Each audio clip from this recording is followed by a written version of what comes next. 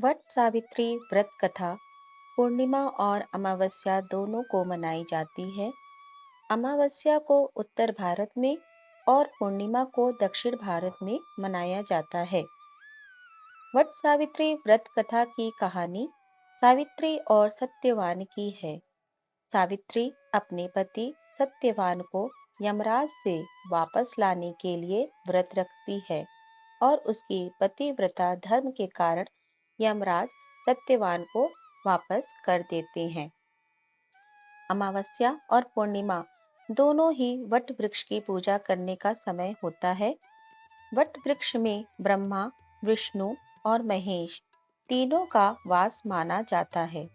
इसलिए इसकी पूजा करने से मनोकामनाएं पूरी होती हैं। आइए सुनते हैं वट सावित्री व्रत कथा। भद्र देश के एक राजा थे जिनका नाम अश्वपति था। भद्र देश के राजा अश्वपति के कोई संतान न थी। उन्होंने संतान की प्राप्ति के लिए मंत्रोच्चारण के साथ प्रतिदिन 1 लाख आहुतियां दी। 18 वर्षों तक यह क्रम जारी रहा। इसके बाद सावित्री देवी ने प्रकट होकर वर दिया कि राजन, तुझे एक तेजस्वी कन्या पैदा होगी। सावित्री देवी की कृपा से जन्म लेने के कारण से कन्या का नाम सावित्री रखा गया। कन्या बड़ी होकर बेहद रूपवान हुई। योग्य वर न मिलने की वजह से सावित्री के पिता दुखी थे। उन्होंने कन्या को स्वयंवर तलाशने भेजा। सावित्री तपोवन में भटकने लगी। वहां साल्व देश के राजा धुमतसेन रहते थे। क्योंकि उनका राज्य किसी ने छीन लिया था, उनके पुत्र सत्यवान को देखकर सावित्री ने पति के रूप में उनका वरण किया। ऋषिराज नारद को जब यह बात पता चली तो वह राजा अश्वपति के पास पहुंचे और कहा कि हे राजन, यह क्या कर रहे हैं आप? सत्यवान गुणवान है, धर्मात्मा है और बलवान भी है, पर उसकी आयु बहुत छोटी है। वह अल्पायु है। 1 वर्ष के बाद ही उसकी मृत्यु हो जाएगी। ऋषिराज नारद की बात सुनकर राजा अश्वपति घोर चिंता में डूब गए। सावित्री ने उनसे कारण पूछा तो राजा ने कहा, पुत्री, तुमने जिस राजकुमार को अपने वर के रूप में चुना है वह अल्पायु है। तुम्हें किसी और को अपना जीवन साथी बनाना चाहिए। इस पर सावित्री ने कहा कि पिताजी, आर्य कन्याएं अपने पति का एक बार ही वरण करती हैं। राजा एक बार ही आज्ञा देता है और पंडित एक बार ही प्रतिज्ञा करते हैं और कन्यादान भी एक ही बार किया जाता है। सावित्री हट करने लगी और बोली, मैं सत्यवान से ही विवाह करूंगी। राजा अश्वपति ने सावित्री का विवाह सत्यवान से कर दिया। सावित्री अपने ससुराल पहुंचते ही सास ससुर की सेवा करने लगी। समय बीतता चला गया। नारद मुनि ने सावित्री को पहले ही सत्यवान की मृत्यु के दिन के बारे में बता दिया था। वह दिन जैसे जैसे करीब आने लगा, सावित्री अधीर होने लगी।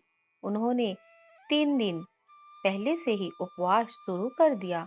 नारद मुनि द्वारा कथित निश्चित तिथि पर पितरों का पूजन किया। हर दिन की तरह सत्यवान उस दिन भी लकड़ी काटने जंगल चले गए। साथ में सावित्री भी गई। जंगल में पहुंचकर सत्यवान लकड़ी काटने के लिए एक पेड़ पर चढ़ गए। तभी उनके सिर में तेज दर्द होने लगा। दर्द से व्याकुल सत्यवान पेड़ से नीचे उतर गए। सावित्री अपना भविष्य समझ गई। सत्यवान के सिर को गोद में रखकर सावित्री सत्यवान का सिर सहलाने लगी। तभी वहां यमराज आते दिखे। यमराज अपने साथ सत्यवान को ले जाने लगे। सावित्री भी उनके पीछे पीछे चल पड़ी। यमराज ने सावित्री को समझाने की कोशिश की कि यही विधि का विधान है, लेकिन सावित्री नहीं मानी। सावित्री की निष्ठा और पति परायणता को देखकर यमराज ने सावित्री से कहा कि हे देवी, तुम धन्य हो। तुम मुझसे कोई भी वरदान मांगो। सावित्री ने कहा कि मेरे सास ससुर वनवासी और अंधे हैं, उन्हें आप दिव्य ज्योति प्रदान करें। यमराज ने कहा, ऐसा ही होगा। जाओ, अब लौट जाओ। लेकिन सावित्री अपने पति सत्यवान के पीछे पीछे चलती रही। यमराज ने कहा, देवी तुम वापस जाओ। सावित्री ने कहा, भगवान, मुझे अपने पति देव के पीछे पीछे चलने में कोई परेशानी नहीं है। पति के पीछे चलना मेरा कर्तव्य है। यह सुनकर उन्होंने फिर से उसे एक और वर मांगने के लिए कहा। सावित्री बोली, हमारे ससुर का राज्य छिन गया है, उन्हें पुनः वापस दिला दे। यमराज ने सावित्री को यह वरदान भी दे दिया और कहा, अब तुम लौट जाओ। लेकिन सावित्री पीछे पीछे चलती रही। यमराज ने सावित्री को तीसरा वरदान मांगने को कहा। इस पर सावित्री ने संतान और सौभाग्य का वरदान मांगा। यमराज ने इसका वरदान भी सावित्री को दे दिया। सावित्री ने यमराज से कहा कि प्रभु, मैं एक पतिव्रता पत्नी हूँ और आपने मुझे पुत्रवती होने का आशीर्वाद दिया है। यह सुनकर यमराज को सत्यवान के प्राण छोड़ने पड़े। यमराज अंतर्ध्यान हो गए और सावित्री उसी वट वृक्ष के पास आ गई जहाँ उसके पति का मृत शरीर पड़ा था। सत्यवान जीवंत हो गया और दोनों खुशी खुशी अपने राज्य की ओर चल पड़े। माता पिता को दिव्य ज्योति प्राप्त हो गई है। इस प्रकार सावित्री सत्यवान चिरकाल तक राज्य सुख भोगते रहे। बोलो सावित्री माता की जय। अगर आपको मेरा यह कथन पसंद आया हो तो कृपया मेरे चैनल को लाइक करें, सब्सक्राइब करें, शेयर करें और कमेंट करना बिल्कुल भी ना भूलें। धन्यवाद।